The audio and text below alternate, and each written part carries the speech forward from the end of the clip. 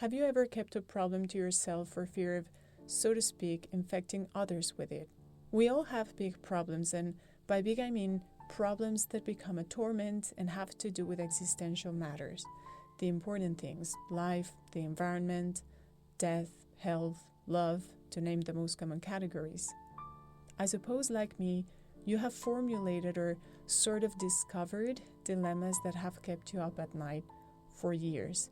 And these dilemmas seem so massive that there isn't apparently any solution in the world, or very low chances you'll get through them unscathed, without experiencing any kind of suffering.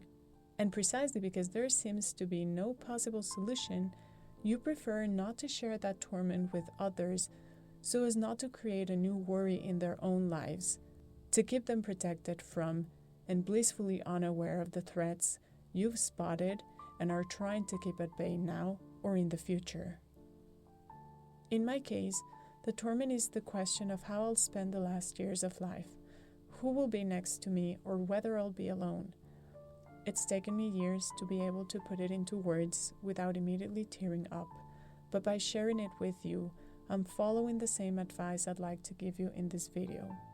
I fear that all my relatives will die before I do, that I won't have a partner or children of my own, that I'll be so old my social life will have disappeared long before my soul decides to leave my body.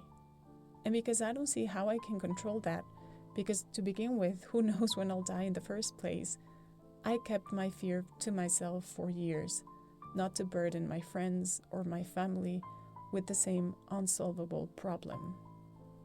So there are two things I suggest you do when something haunts you so deeply. First, become aware of your own narrow perspective.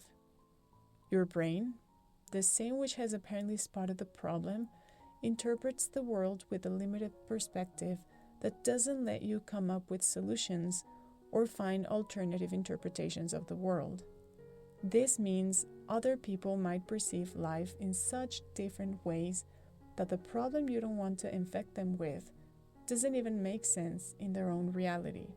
If we think we've all had unique experiences over our lifetime and have developed specific sets of tools, it's logical that we have different nightmares too. I remember telling my psychologist that one reason making me choose not to have kids was so I wouldn't pass down the same torment to them, and they wouldn't have to deal with the question of how they would spend their final years. That it was better if I put an end to that concern by being the last one in this line of the family tree. And this is what she replied: "You don't even know what their own life concerns will be. They may be haunted by completely different fears you cannot possibly picture now." And the idea that someone would just not see something that seemed obvious and unsolvable to me was extremely liberating, because it meant I could ask for help without spreading the burden. I also remember talking to my sister about the same worry.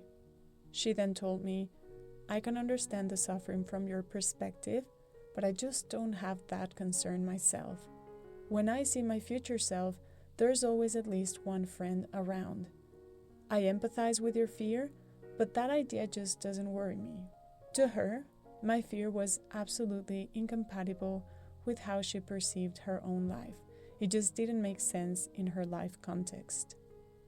Second, by sharing your worries, you understand what toolkits other people have that protect them from the fears that haunt you in particular. In my case, I realized my sister had a strong capacity to nurture bonds so solid that she's confident there will always be someone around. And that's a tool I decided I wanted to work on too. I also learned my fear had to do with a weakness of mine, and assuming others would experience the same fear meant I was underestimating their strength and resourcefulness. I was humbled by the reminder that others are stronger than me in many ways, and that it is important that I let them support me. And if it turns out the same worry robs them of their sleep, that means I have found someone I can try to devise a strategy with, or they may already have a plan in mind.